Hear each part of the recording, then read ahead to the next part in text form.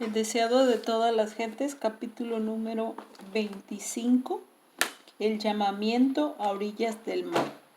Amanecía sobre el mar de Galilea. Los discípulos, cansados por una noche infructuosa, estaban todavía en sus barcos pesqueros, bogando sobre el lago.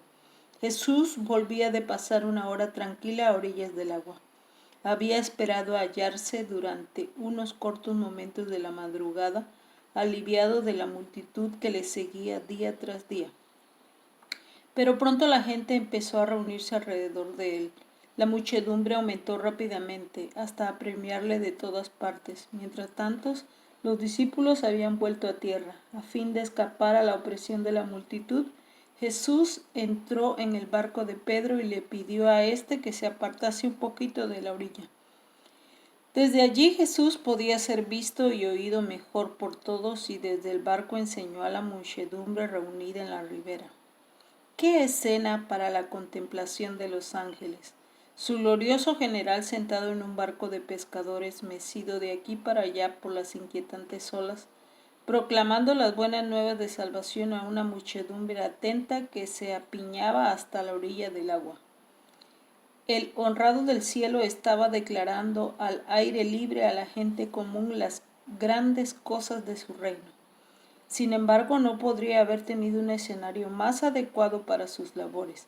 El lago, las montañas, los campos extensos, el sol que inunda la tierra, todo le proporcionaba objetos con que ilustrar sus lecciones y grabarlas en las mentes. Y ninguna lección de Cristo quedaba sin fruto. Todo mensaje de sus labios llegaba a algún alma como palabra de vida eterna.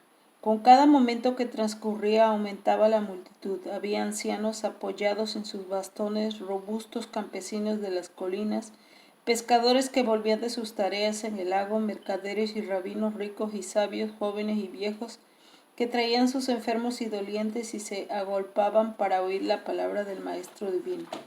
Escena como esta había mirado de antemano los profetas cuando escribieron: la tierra de Zabulón y la tierra de Neftalí, hacia la mar más allá del Jordán, Galilea de las naciones, el pueblo que estaba sentado en tinieblas ha visto gran luz, y a los sentados en la región y sombra de muerte, luz les ha resplandecido.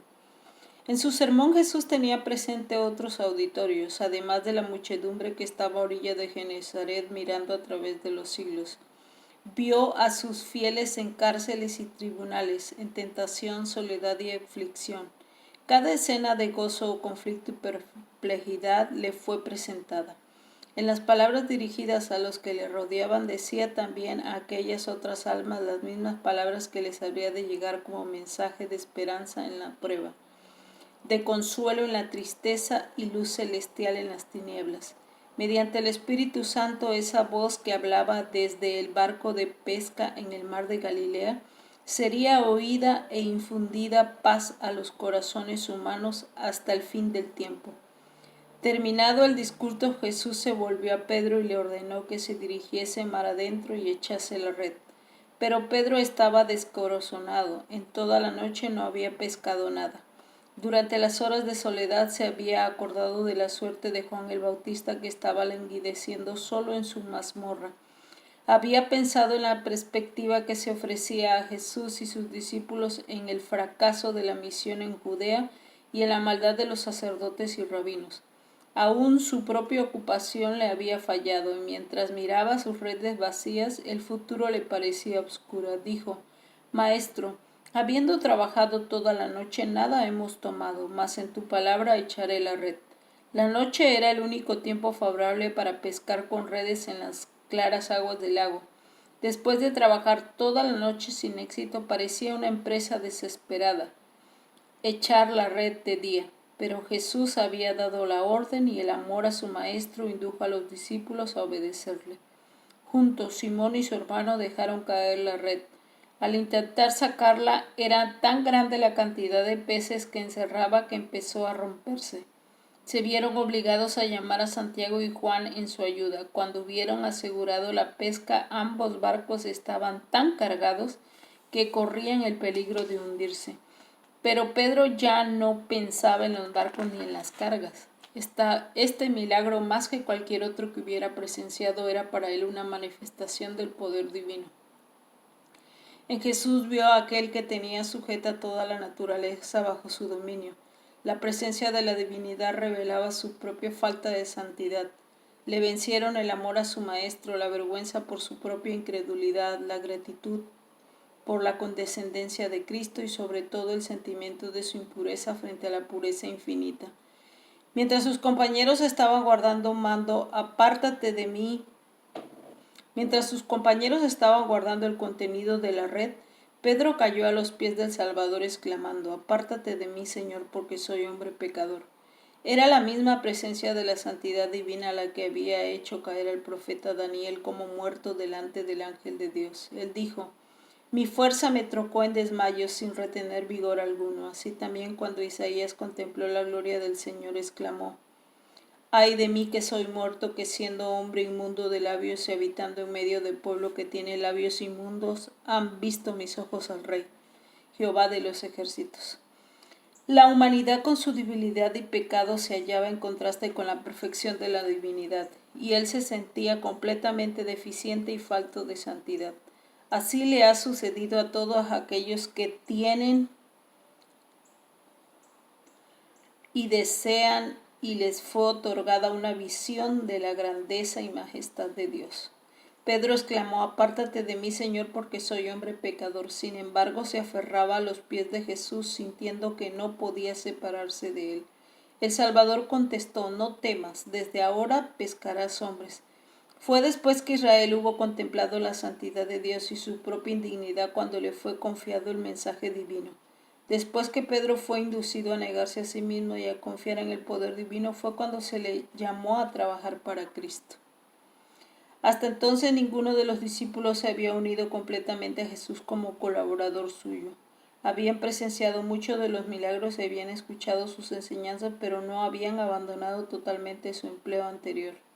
El encarcelamiento de Juan el Bautista había sido para todos ellos una amarga desilusión.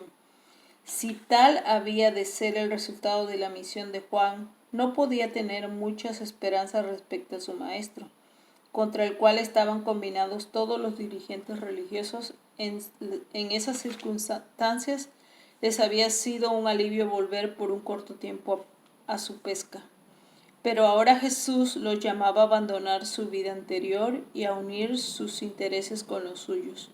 Pedro había aceptado el llamamiento. Llegando a la orilla, Jesús invitó a los otros 3 discípulos diciendo: venid en pos de mí y os haré pescadores de hombre. Inmediatamente lo dejaron todo y le siguieron. Antes de pedir a los discípulos que abandonasen sus redes y barcos, Jesús les había dado la seguridad de que Dios supliría sus necesidades. El empleo del esquife de Pedro para la obra del Evangelio había sido ricamente compensado. El que es rico para con todos los que le invocan, dice: dad y se os dará, medida buena, apretada, remecida y rebosando.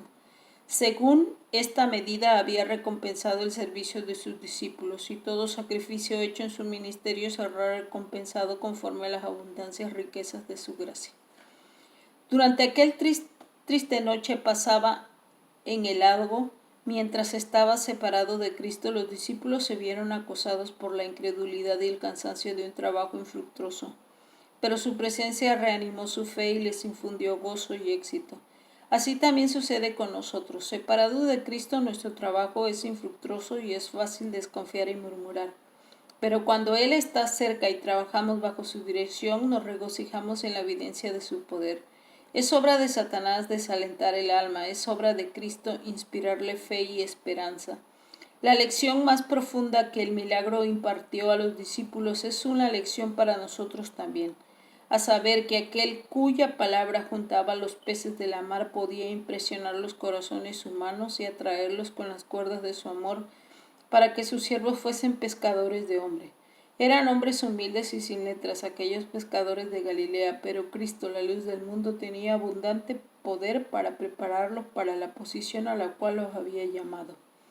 El Salvador no menospreciaba la educación, porque cuando está regida por el amor de Dios y consagrada a su servicio, la cultura intelectual es una bendición. pero pasó por alto a los sabios de su tiempo porque tenían tanta confianza en sí mismos que no podían simpatizar con la humanidad doliente y hacerse colaboradores con los hombres de Nazaret. En su intolerancia tuvieron en poco el ser enseñados por Cristo. El Señor Jesucristo busca la cooperación de los que quieren ser conductos limpios para la comunicación de su gracia. Lo primero que deben aprender todos los que quieren trabajar con Dios es la lección de desconfianza en sí mismos. Entonces estarán preparados para que se les imparta el carácter de Cristo. Este no se obtiene por la educación en las escuelas más científicas, es fruto de la sabiduría que se obtiene únicamente del Maestro Divino. Jesús eligió a pescadores sin letras porque no había sido educados en las tradiciones y costumbres erróneas de su tiempo. Eran hombres de capacidad innata, humildes y susceptibles a ser enseñados, hombres a quienes él podía educar para su obra. En las profesiones comunes de la vida hay muchos hombres que cumplen sus trabajos diarios, inconscientes de que poseen facultades que si fuesen puestas en acción los pondría a la altura de los hombres más estimados del mundo. Se necesita el toque de una mano hábil para despertar estas facultades dormidas. A hombres tales llamó Jesús para que fuesen sus colaboradores y les dio las ventajas de estar asociados con él. Nunca tuvieron los grandes del mundo un maestro semejante. Cuando los discípulos terminaron su periodo de preparación con el Salvador, no eran ya ignorantes y sin cultura. Habían llegado a ser como él en mente y carácter y los hombres se dieron cuenta de que habían estado con Jesús. No es la obra más elevada de la educación el comunicar meramente conocimiento, sino el impartir aquella energía vivificadora que se recibe por el contacto de la mente con la mente y del alma con el alma. Únicamente la vida puede engendrar vida. ¿Qué privilegio fue el de aquellos que durante 3 años estuvieron en contacto diario con aquella vida divina, de la cual había fluido todo impulso vivificador que bendijera al mundo? Más que todos sus compañeros, Juan el discípulo amado se dio al poder de esa vida maravillosa. Dice, la vida fue manifestada y vimos y testificamos y os anunciamos aquella vida eterna, la cual estaba con el Padre y nos ha aparecido. De su plenitud tomamos todo, gracia por gracia. En los apóstoles de nuestro Señor no había nada que les pudiera reportar gloria. Era evidente que el éxito de sus labores se debía únicamente a Dios. La vida de estos hombres, el carácter que adquirieron y la poderosa obra que Dios realizó mediante ellos, atestigua lo que Él hará por aquellos que reciban sus enseñanzas y sean obedientes. El que más ame a Cristo hará la mayor suma de bien. No tiene límite la utilidad de aquel que poniendo el yo a un lado deja obrar al Espíritu Santo en su corazón y vive una vida completamente consagrada a Dios. Con tal que los hombres estén dispuestos a soportar la disciplina necesaria sin quejarse ni desmayar por el camino, Dios les enseña hora por hora, día tras día. Él anhela revelar su gracia. Con tal que los suyos quieran quitar los obstáculos, Él derramará las aguas de salvación en raudales abundantes mediante los conductos humanos. Si los hombres de vida humilde fuesen estimulados a hacer todo el bien que podrían hacer y ninguna mano refrenadora reprimiese su celo, habría 100 personas trabajando para Cristo donde actualmente hay una sola. Dios toma a los hombres como son y los educa para su servicio, si quieren entregarse a Él. El Espíritu de Dios recibido en el alma vivificará todas sus facultades. Bajo la dirección del Espíritu Santo, la mente consagrada sin reservas a Dios se desarrolla armoniosamente y se fortalece para comprender y cumplir los requerimientos de Dios. El carácter débil y vacilante se transforma en un carácter fuerte y firme. La devoción continua establece una relación tan íntima entre Jesús y sus discípulos que el cristiano llega a ser semejante a Cristo en mente y carácter. Mediante su relación con Cristo tendrá miras más claras y más amplias. Su discernimiento será más penetrante, su juicio mejor equilibrado. El que anhela servir a Cristo queda tan vivificado por el poder del sol de justicia que puede llevar muchos frutos para gloria de Dios. Hombres de la más alta educación en los artes y las ciencias han aprendido preciosas lecciones de los cristianos de vida humilde, a quienes el mundo llama ignorantes. Pero estos oscuros discípulos habían obtenido su educación en la más alta de todas las escuelas. Se habían sentado a los pies de aquel que habló como jamás habló hombre alguno.